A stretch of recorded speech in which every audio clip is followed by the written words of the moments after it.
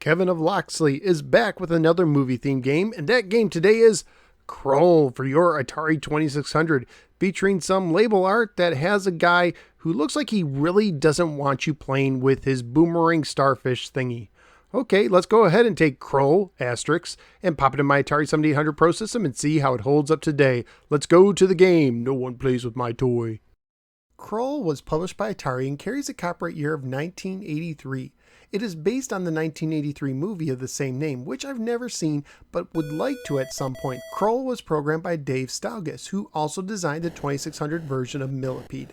Krull was originally planned to appear on the Atari 5200, but when sales numbers of the system failed to reach expectations, it was moved to the 2600 instead. This version is also not related to the arcade game by Gottlieb.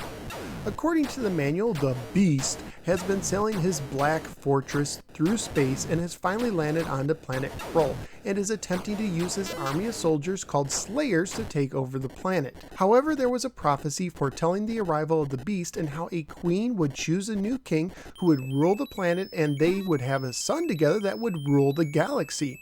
With knowledge of this, Princess Lissa and Prince Colwyn are trying to quickly get married to fulfill the prophecy, but the Beast has sent his Slayer soldiers to stop their wedding. Now it's up to you to take control of Colwyn and save the planet Krull from the Beast.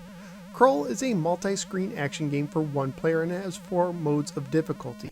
In order, they are regular, beginner, intermediate, and advanced. The game starts with the interrupted wedding. Here you use the joystick to move Colwyn and press a button to use your sword to attack Slayers. No matter what, they will eventually kidnap the princess, meaning it's almost pointless to risk losing a life attacking the Slayers. After this, you will go to a horse riding screen that will either have extra men icons on the ground or a weapon called the Glaive, which is necessary to defeat the Beast.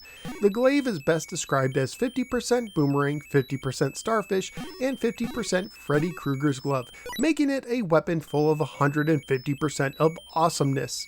To pick up a free guy or glaive, you press the button when you are right over the icon, which can be harder than it sounds. You are also limited to picking up 1 item per riding screen. The next screen is the Widow of the Web screen. The Beast's fortress moves every day, and only the Widow in the cocoon can tell you where it is. To get to the cocoon, you must avoid the spider and jump by pressing the button over the webbing, which may or may not be moving depending on the difficulty. If you get there, the path will flash showing you where to go. To go down a path, you must push your joystick against the screen where it is at, but you also must do it before the sun rises again as indicated at the top of the screen. Once it rises, you must return to the cocoon to find out where the Beast Fortress will have moved to next. Once you take a path, you go back to the horse riding screen. If you choose the wrong path, you will turn around and go back to the web screen. It will also cost you 1 life, unless you have no lives, at which point it will cost you 1 glaive. Unless you have no glaives, at which point the game will just get irritated with you. If you pick the right path, you will face the Beast himself. In this screen, you must have the glaive to beat him. You first must make a hole in the wall by throwing the glaive by pressing the button. You can steer it as it moves towards the wall, but it will always bounce straight back. If it touches the Beast, or if you don't catch it on the rebound, you lose it, but it is possible to carry extras.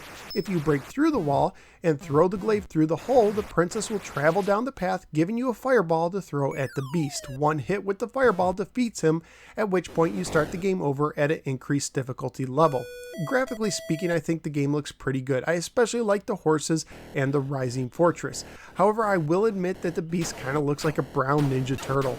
I thought the sound and music were very well done, with the sound effects being some of the best on the system. And this is a fairly family-friendly game unless your kid is scared of brown Ninja Turtles. At the time of my research on eBay, loose copies were going for $9 to $11 and new copies were going for $35, and that includes shipping. So what did I think of Krull? Technically speaking, the game is very impressive, with 4 screens, good graphics, great sounds, and one of the earliest boss battles on a console that didn't have many games with boss battles. But personally, it didn't do much for me, mostly because I didn't find most of the screens entertaining. As I said, the wedding scene seems kinda pointless. The horse riding screen was nice looking but low on gameplay, and it was hard to pick up the icons. And I found the web screen more frustrating than fun. My favorite screen was the Beast battle, but that was also very tough, as it was way too easy to lose a glaive to the occasionally erratic movements of the beast.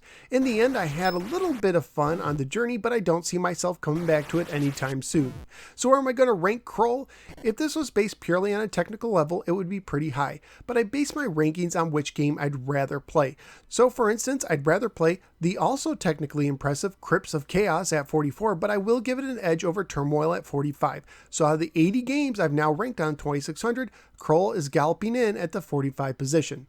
Krull is technically impressive, but not all of it is entertaining, at least not to me. If you enjoy retro-related videos, would you please click the like and subscribe buttons. I'm also a member of the Retro Junkies Network. You can find more retro podcasts and videos at theretrojunkies.com. You can also support the show on Patreon. Just go to patreon.com/NoSwearGamer for more information. Thank you for giving me a little part of your day, and I look forward to seeing you next time on the next episode of the No Swear Gamer. Take care and watch out for brown ninja turtles.